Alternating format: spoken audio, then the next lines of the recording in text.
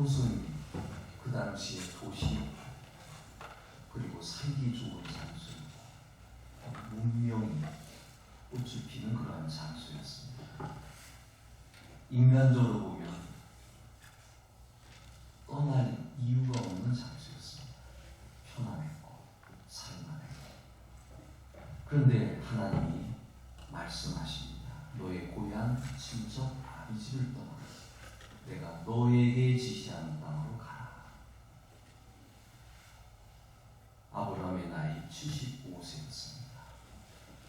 지금의 나이와 비교해 볼 수는 없겠지만 그는 늦은 나이에 하나님의 부르심을 받게 되었습니다. 이 사건이 중요한 이유는 바벨탑 이후에 찾아오신 하나님이다 하는 겁니다.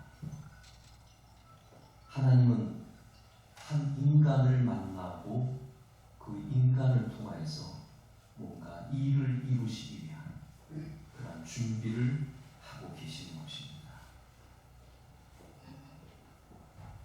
하나님은 하나님 없이 이름을 내고자 했던 그 사람들에게 인간의 역사 속으로 다시 개입하신 사건이 아브라함을 만난 사건입니다.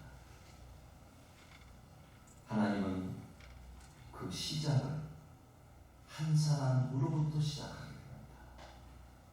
이것은 새로운 은혜의 시작입니다. 은혜라는 단어를 기억하시기 바랍니다. 우리가 하나님을 만난 것은 은혜입니다. 노력해서 이룬 것도 아니고 남달라서 만나주신 것도 아니고 그냥 이렇게 시작되었습니다. 은혜로 시작됩니다. 은혜로 시작할 때 사람들은 두 방향으로 나가게 됩니다.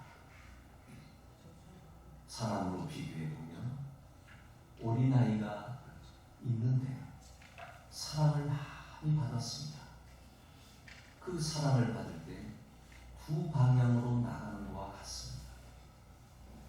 하나는 철없이 나가는 방향이고 하나는 그 사랑이 너무 감사해서 그 사랑에 감격을 가지고 살아가는 사람이다 하는 것입니다. 그러니 우리는 하나님 앞에 나올 때 은혜 받은 자라고 생각한다면 이 둘 중에 하나로 결정될 겁니다. 철없이 내 마음대로 살든지. 왜? 은혜니까. 그냥 구원해 주셨으니까 믿으라고 하면 다 된다고 하니까. 반면에 다른 사람들은 나 대신 당한 고통과 나 대신 당한 그 고난을 생각하면서 그게 나를 위한 것이었다. 나를 위한 사랑이었다 하면서 겸손한 마음으로 주님의 뒤를 따라가게 됩니다. 우리는 이것을 기독교와 불교의 차이라고 생각을 하게 됩니다. 기독교는 타협, 하나님의 은혜로 구원받는 것이고 불교는 자격구원입니다. 이 세상에 고통이 있다. 왜 고통이 오느냐? 너무 가지려고 하니까. 그럼 고통에서 어떻게 벗어나느냐? 그거 포기하라고. 집착에서 벗어나라. 그러면 어떻게 해서 집착에서 벗어날 수 있느냐? 8가지 바른 것을 가지라고. 말을 바르게 하고 행위를 바르게 하고 생각을 바르게 하고 모든 것들을 바르게 하라. 그러면 된다. 이게 불교입니다. 뭐가 있습니까? 내가 해야 되는 거예요. 내가 노력해야 돼요. 그러니 그 안에서는 사람들이 공부한다 그러죠. 염등을 단다 그러죠. 뭔가 하려고 해요. 은혜 주는데 이게 잘못되면 버릇없는 자식이 되어버려요. 주님이 다 주셨으니 그런 마음대로 노력도 없고 행함도 없고 사랑도 없고. 중요한 것은 하나님이 그렇게 했다는 거예요. 하나님이 은혜 주셨다는 거예요. 이거를 제대로 깨달으면 우리의 행위는 알아서 하는 거예요. 자율적으로 하는 거예요. 감사함으로 하는 거예요. 구원받기 위해서 하는 게 아니라 구원해 주셨으니 너무 감격스러워서 사랑하고 이해하고 드리고 싶고 헌신하고 싶고. 이게 얼마나 대단한 차이입니까? 여러분, 인격적인 사람 되고 싶지 않습니까? 정말 우리의 행위가 멋있는 사람으로 하고 싶지 않습니까? 뭔가 강요가 있고 억압이 있고 해야 한다고 한다면 그것처럼 불쌍한 인생이 없습니다. 하나님이 아브라함을 찾아가 은혜의 시작. 아브라함을 부르시는 한 개인의 인생 조만이 아닙니다. 이것은 하나님이 인류를 향해 다시 시작하시는 구원의 역사의 시작점입니다. 성경 전체의 구속사의 방향이 전환되는 결정적 순간입니다. 창세기 11장까지는 이런 내용이 없습니다. 12장에 와서야 아브라함아 하고 부르는 이 장면에서 우리는 놀라운 하나님의 방향 전환을 볼 수가 있습니다. 왜 하나님은 수많은 사람 가운데 아브라함을 부르셨을까요? 그가 특별해서인가요? 그가 남달라서인가요? 그에게 뭔가 남다른 재능이 있어서인가요? 성경 어디에도 아브라함이 특별히 선택받을 만한 이유가 있다라고 얘기한 곳은 없습니다. 그것은 은혜였다. 그냥 내가 너를 선택했다. 내가 너를 통해서 뭔가 일을 하고 싶다. 단순한 은혜였습니다. 아브라함이 선택받은 것, 우리가 알 수 있는 것은 인간을 사랑하시는 하나님의 최선의 방법으로서 그를 선택한 것.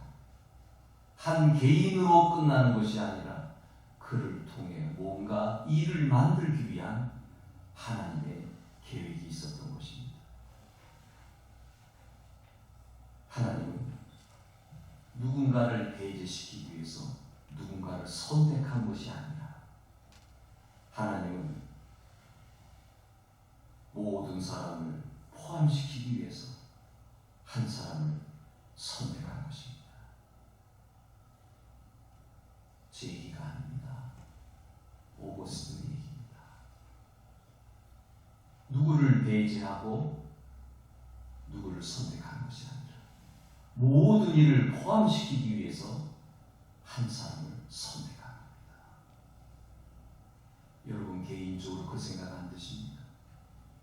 여러분이 은혜 받고 선택받았음으로 말미암아 내 가정이 은혜 받는 역사 생각해 보지 않았습니까? 이 나라가 예수 그리스도를 믿음으로 다른 나라에 복음이 증거된다는 생각해 보지 않았습니까? 유럽이 하나님의 은혜를 체험한 가운데 그 나라를 통하여서 전 세계에 복음이 흘러 들어가게 한 역사를 기억하십니까? 한 사람의 선택은 그 사람만 잘되게 하기 위한 것이 아니라 누군가를 더 끌어들이기 위해서. 나를 선택하신 것은 나만을 구원받게 하기 위한 것이 아니라 다른 사람을 구원받게 하기 위해서 나를 선택했다라고 생각해 보지 않습니다. 내가 은혜 받은 것은 다른 사람에게 사랑을 베풀고 그 사랑을 통하여서 하나님을 만나게 하기 위해서 그 일을 이루셨다라고 생각해 본 적은 없습니까? 아브라함의 선택은 다른 이들을 포용하기 위한 선택이었던 것입니다.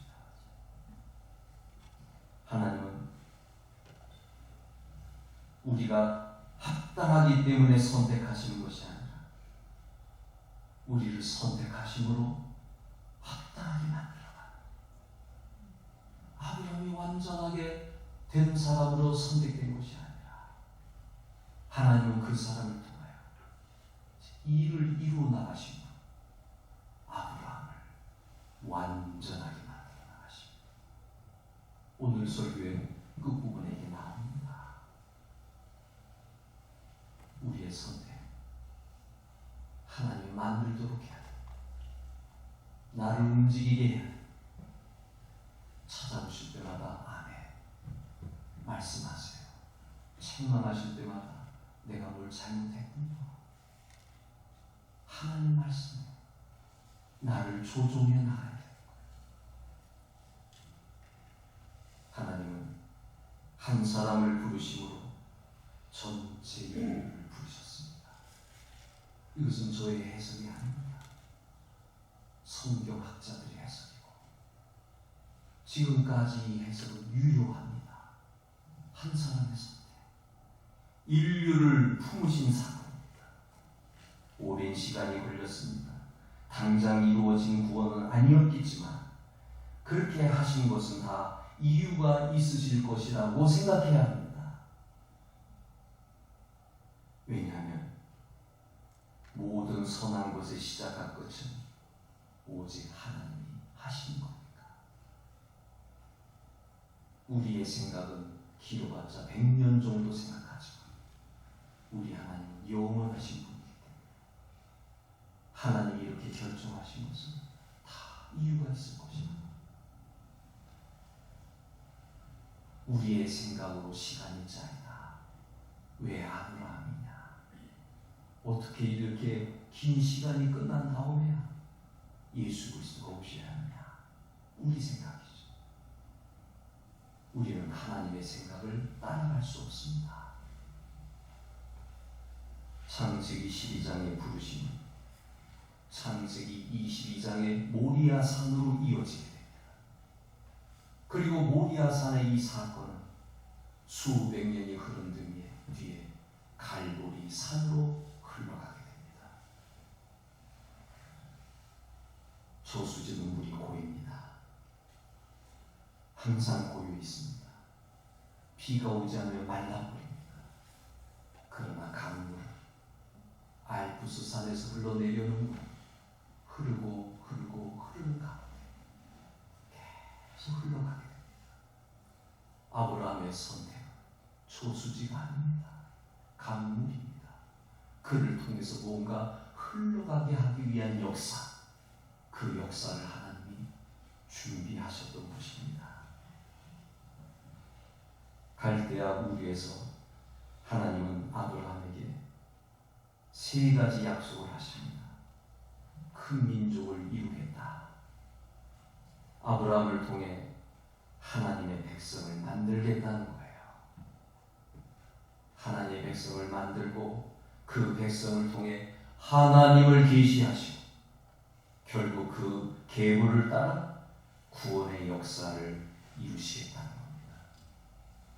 이스라엘을 통해 계시하시고 그 계시를 통해 예수 그리스도에게 도달하시고 이러한 커다란 하나님의 계획 가운데서 하나님의 백성은 만들어지게 됩니다. 처음에는 아브라함 한 사람이었죠. 이게 이스라엘이 되었죠. 이스라엘이 끝나는 것이 아니라 영적인 이스라엘, 오늘 우리까지 하나님의 백성으로 만들어지고 큰 민족을 이루겠다. 그 의미인 것입니다. 두 번째로는 복이 되게 하겠다. 아브라함을 통해 하나님은 모두를 품고 싶었습니다. 모든 사람을 복 주고 싶어 하셨던 것입니다. 하나님은 복의 근원으로 모든 사람들에게 이 복이 흘러가도록 만들어 놨는데 오늘 우리에게 하나님을 만나는 복을 받게 되었습니다. 하나님이 나와 함께하는 그 복을 받게 되었습니다. 세 번째로 이름을 창대하게 하겠다 약속하셨습니다. 바벨탑 사건과 분명히 대조되죠. 바벨탑의 있던 사람들은 내 이름을 내가 내자 하늘로 높이 올라가자 내 이름을 내가 내는 거예요. 우리의 이름을 내자 라고 얘기했습니다. 그러나 하나님은 내가 너의 이름을 창대하게 하리라. 하나님이 창대하게 이름을 내게 해주겠다는 얘기입니다. 그러므로 바벨과 아브라함 선택의 이 대조 속에는 우리는 분명하게 알게 되는 것이 있는데, 하나님의 나라는 인간이 성취해 사는 게 아니라 바벨탑처럼 인간이 대를 쌓고 인간이 하늘까지 올라가고 인간이 하나가 되고 인간이 만들어내는 나라는 하나님 나라가 아닙니다. 하나님 나라를 누가 시작했습니까? 하나님이 시작하셨습니다. 아브라함으로부터 시작했습니다. 그러니 이 모든 것은 하나님으로부터 시작하는 것이 하나님의 나라입니다.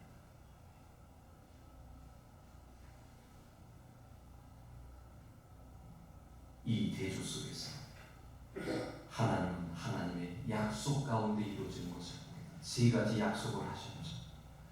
여기 우리는 아브라함이 대응하는 것을 보게 됩니다. 이에 아브라함이 하나님을 믿으니 뭘 믿은 것입니까? 하나님의 말씀을 믿은 겁니다. 하나님의 약속을 믿은 겁니다. 하나님이 말씀하신 것을 믿은 겁니다. 이게 신앙생활의 출발입니다. 하나님이 말씀하셨습니다. 그것을 믿고 나아가는, 믿는다 하는 것은 붙들다, 의지하다, 기대다, 그런 뜻입니다. 믿음은 하나님이 하실 수 있다고 믿는 것이 아닙니다. 믿음이라고 하는 것은 하나님이 하실 것을 신뢰하는 것입니다. 보통 차이가 아니죠. 하나님은 하실 것이다, 신뢰하는 겁니다. 하실 수 있다가 아니에요. 하나님 하십니다. 모든 민족을 품으십니다. 하나님의 백성을 만드십니다. 하나님의 나라를 이끌어 나가십니다. 모세가 아브라함이 하나님의 약속에 대한 믿음의 삶을 살면서, 여러분이 성경을 잘 읽어보셨잖아요. 100% 순종했나요? 아니에요. 아브라함도 흔들렸어요. 늘 변함없이 살았던 사람이 아닙니다. 그런데요, 아브라함은 평생 하나님 쫓아갔습니다. 하나님께 훈련받았습니다. 하나님께 연단받았습니다. 하나님 말씀을 따르려고 했습니다. 그러는 가운데 그 결과 오늘 본문에 모리아 산이 나오게 됩니다.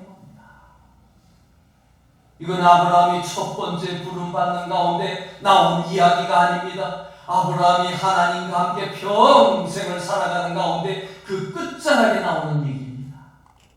여러분의 신앙생활의 끝자락은 지금 어디에 와 있습니까? 여러분의 신앙생활의 끝자락은 처음과 같습니까? 아니면 여기 아브라함처럼 좀 달라지는 모습으로 바뀌어지고 있습니다.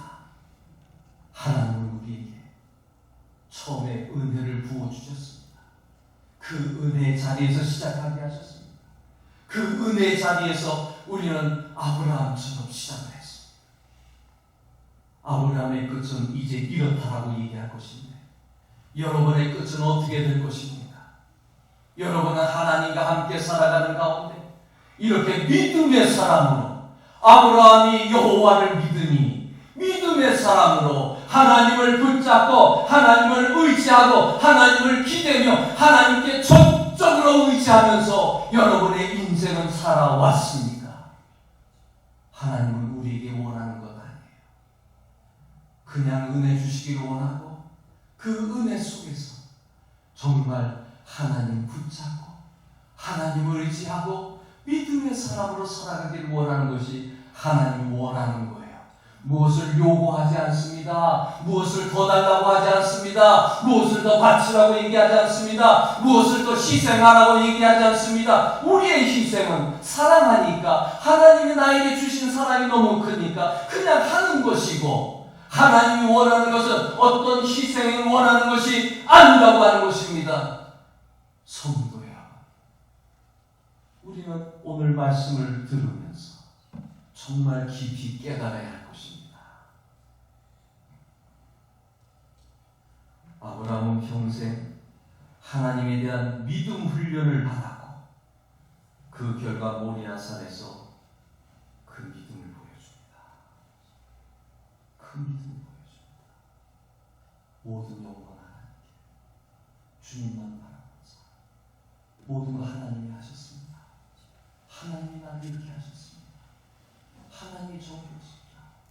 하나님은 선하신 분입니까? 하나님의 결정은 옳습니다. 100% 하나님을 신뢰, 하나님을 의지하는 모습이 모리아산의 아브라함의 모습입니다. 하나님께서 아브라함에게 말씀하셨죠. 너희 사랑하는 독자 이삭을 데리고 분명한 제물을 지정하셨습니다. 이삭을 데리고. 그 다음에 뭐라 그랬냐면 모리아 땅으로 가서 하나님 장소까지 지정해 주십니다. 아무 데나 가면 안 됩니다. 아무 제물도 안 됩니다. 반드시 하나님이 말씀하신 제물, 말씀하신 장소로 가야 됩니다. 내가 너에게 일러준 한 산에서, 내가 너에게 일러준 한 산에서 그를 번제라 드려. 아무 데나 예배 드리면 어떻습니까? 아무 곳에 가서 예배 드리면 어떻습니까? 어느 곳에 있든지 내가 하나님 생각하면 되는 것 아닙니까? 요즘 가난한 성도들이 그렇게 얘기하죠. 아무 곳에 나가서. 우리 하나님은 질서의 하나님이십니다. 이삭, 모리아산, 그 산에서, 내가 일러준 산에서 이 명령은 단순히 이해하기 어려운 정도가 아니라 지금까지 말씀하신 명령이 무너지는 명령이에요.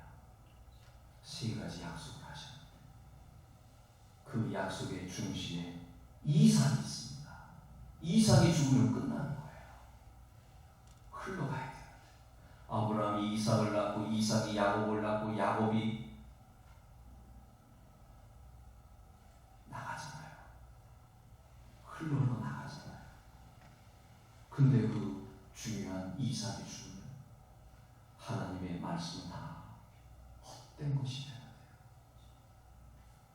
그가 죽으면 세 가지 주어졌던 약속은 아무 의미가 없는데요. 근데 하나님은 이삭을 바치라고 하십니다. 여기서 우리 또한 질문하게 됩니다. 하나님 왜 이런 명령을 내려 했을까?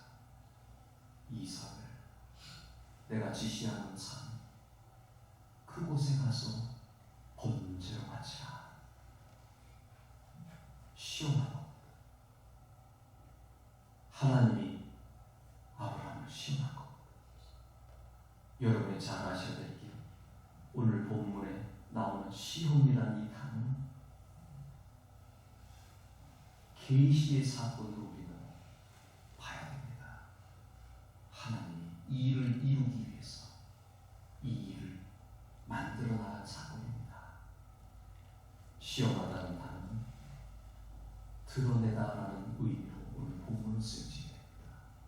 드러낸다. 드러내는 게 뭐예요? 계시잖아요. 하나님의 계획을 드러내기 위해 하나님은 그런 시험을 하신 겁니다. 아브라함을 무너뜨리려는 것이 아니라 하나님의 구원 방식을 드러내기 위해서 이 어마어마한 사건을 만들어내는 겁니다. 여기에 놀랍게도 저는 질문해봤지만 아브라함은 질문하지 않았습니다. 이게 놀라운 겁니다. 그는 하나님 말씀대로 떠납니다. 그는 이미 마음속에 이삭을 하나님께로 드리려고 마음 먹었습니다. 신약은 이 장면을 이렇게 해석해 주죠. 그는 하나님이 능히 죽은 자 가운데서 다시 살리실 줄로 믿었다. 그렇게 되어 있습니다. 말씀을 깊이 생각해보면 여러분, 믿음은 내 생각이 멈추는 시점에서 시작된다라는 유명한 말이 있습니다. 어떻게 이게 가능할까요? 내 생각이 멈추는 시점을 제렌 키르케고르가 아브라함의 모리아산 사건을 통하여서 두려움과 떨림이라는 제목으로 하나의 책을 냈는데, 이것은 하나님에게 전적으로 의지한 사람이 가능했다는 얘기예요. 아직도 질문이 있고, 아직도 의문이 있고, 아직도 내 생각이 있다면 하나님의 이 말씀을 따라갈 수 없죠. 철저하게 하나님은 좋으신 하나님, 하나님의 결정은 옳으십니다. 하나님께서는 이 일을 준비하셨습니다. 하나님께서 반드시 선한 역사 이루실 것입니다. 아브라함은 아들의 이야기를 통하여서 하나님을 신뢰했기 때문에, 우리 하나님은 좋으신 하나님이십니다. 하나님은 반드시 어떤 좋은 결과로 내리실 걸 알기에 그렇다는 것. 그 대표적인 게 뭡니까? 스데반의 순교합니까? 죽어요. 돌에 맞아요. 하나님이 없는 것 같아요. 그런데 내려놓잖아요. 왜 내려놔요? 하늘의 세계를 봤습니다. 우리의 신앙, 머리로 계산하는 신앙이 아닙니다. 아브라함이 이렇게 결정한 것은 우리가 생각하지 않는 또 다른 영적인 세계를 보는 거예요. 또 다른 하나님에 대한 믿음이 있는 거예요. 우리가 생각하는 게 전부라고 생각하지 마세요. 하나님은 지금도 이 세계를 다스려 나가십니다. 하나님은 지금도 우리를 다스려 나가십니다. 하나님의 손길이 있습니다. 그러기에 우리의 신앙생활은 항상 하나님에게 초점을 맞춰 나가고 있는 겁니다. 아브라함은 완벽할 정도로 믿음의 사람이었습니다. 사흘길을 걸어갑니다. 산에 도착합니다. 이삭이므로 아버지 장작도 있고 다 있는데 번제할 어린 양은 어디 있습니까? 그때 아브라함이 또 대답합니다. 하나님이 친히 준비하신다. 여호와 이레. 우리가 잘 아는 말씀이 여기서 나옵니다. 하나님이 준비하셔. 넌 걱정하지 마. 아브라함은 선하신 하나님을 믿었기에 하나님이 어떤 방법을 가지고 있을 것을 믿었기에 이삭을 살리든지 아니면 다른 방법이 있든지 그냥 하나님께서 결정하시는 대로 지금 말씀하셨으니 따라가고, 그리고 하나님의 선하심을 믿었기에 그는 걸어갔던 것입니다. 이삭이 제단 위에 놓입니다. 바로 그때 칼이 들려지는 순간에 아브라함아, 아브라함아, 하나님께서 말씀하시는 것. 그 아이에게 내 손을 대지 말아라. 그리고 한 마리의 순양이 걸려있는 것을 보게 됩니다. 여기서 성경 중요한 단어를 사용합니다. 순양이 대신 죽습니다. 대속, 대신이라는 단어가 드디어 여기에서 나오는 겁니다. 대신하여. 우리 신앙의 중요한 원리인데, 인간이 죽어야 할 자리에 다른 존재가 대신 죽습니다. 이삭은 살고 순양이 죽었습니다. 우리는 살고 그리스도가 죽었습니다. 이렇게 연결돼요. 대신의 역사. 나 대신에. 이 죄악 덩어리 나 대신에. 이 쓸모없는 나 대신에 예수 그리스도가 죽으셨다. 처음 예수 만났을 때 이 감격 때문에 주님께 모든 것을 드리고 싶은 마음이 생겨나는 겁니다.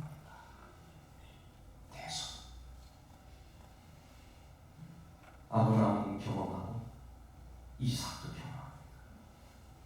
모리아산은 끝이 아닙니다. 이 모리아산이 바로 훗날 역대기서에 성전이 올라가게, 예루살렘 성전, 이 모리아산에 성전이 올라가게, 그 다음에 또 세월이 흐른 다음에 이 모리아산 근처 갈보리산에 예수 그리스도의 십자가가 올라가게 되는 겁니다. 내가 지시하는 그곳에 가서 제물을 드려. 하나님은 이미 오래전에 계획하셨기 때문에 그것은 모리아산이요, 그것은 성전이 세워지는 산이요, 그 주변에는 예수님의 십자가가 세워질 자리였던 것입니다. 모리아산이 끝이 아니었던 것입니다.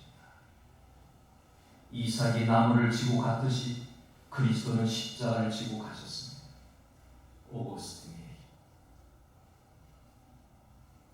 이삭은 자기가 제물이 되어서 나무를 지고 갔을 때입니다. 예수님께서 십자가를 지고 가신 것입니다. 그 결과 이삭은 살아났습니다. 예수 그리스도는 죽으셨습니다. 이삭 대신 순양이 죽었습니다. 우리 대신 예수 그리스도가 죽으셨습니다. 아브라함은 아들을 바치려 할 때 하나님이 막으셨습니다. 그러나 하나님은 자기 아들을 막지 않으셨습니다.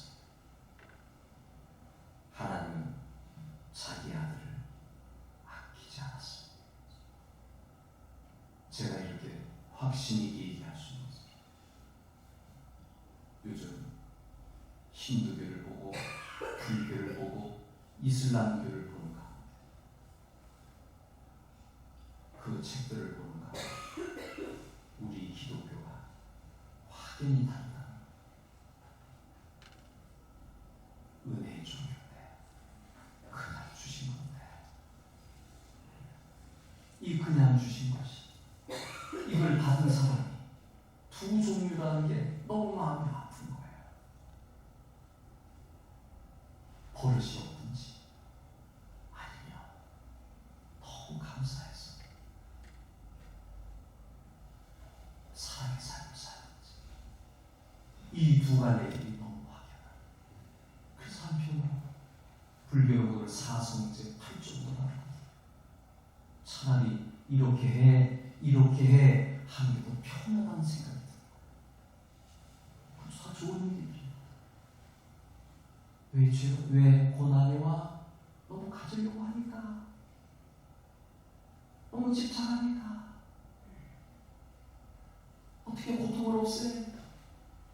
멸하라고, 벗어나라고, 버리라고, 좀 포기하라고.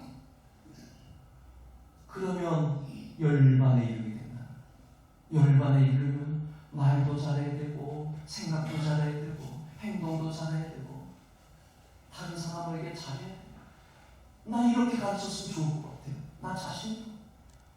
근데 우리 하나님은 은혜로만 주신다고 하니까 그 은혜가 아니고서는 인간은 벗어날 길이 없으니까 아무리 사성제 8정도를 쌓아도 인간은 구원받을 길이 없으니까 하나님은 은혜로, 그러니 그 은혜를 제대로 깨닫고 나에게로 오라고, 그 은혜 가운데 살아가라고 하나님은 그 방법밖에 없으니까 우리에게 그 길을 제시하는 것입니다. 그걸 깨닫지 못하는 인간에게 방법이 없는 거예요. 이삭은 살아났는데 예수님은 죽으셨습니다.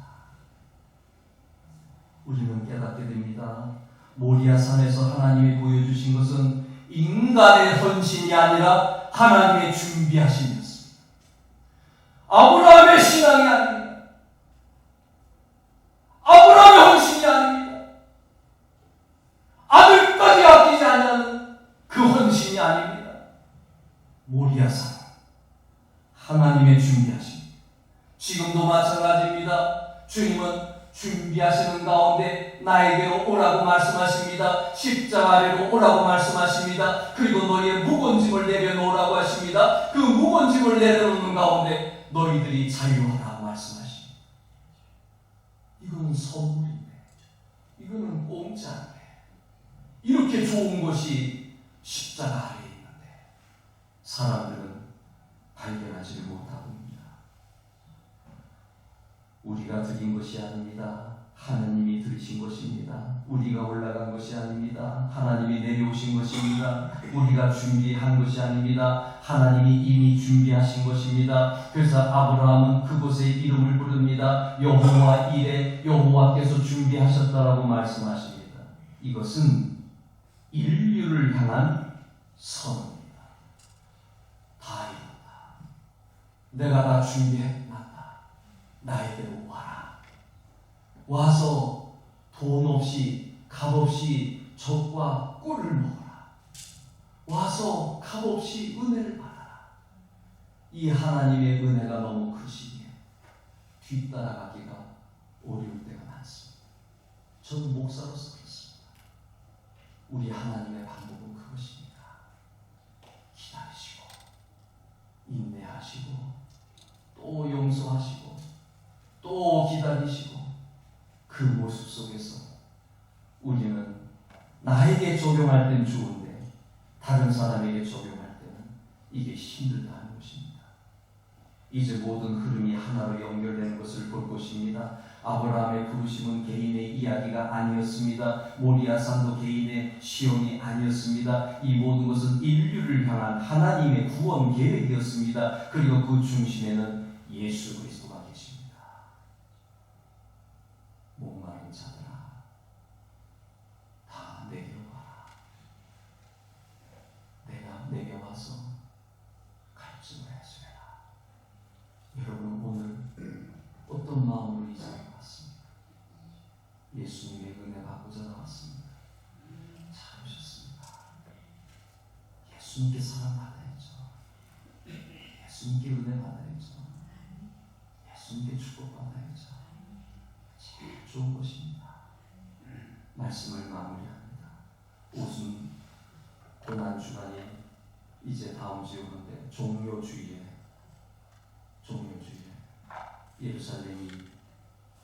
예루살렘에 들어가실 때 어린아이들이 호산나 소리 지릅니다. 우리를 구원하소서라는 뜻이죠. 우리를 구원해 주세요. 종료 가지를 들고 오늘이 종료주일 금요일입니다. 소리 지를 필요 없습니다. 이제는 소리 지를 필요 없습니다. 예수님께서 다 이루셨기 때문에 주님 붙잡고 주님 의지하고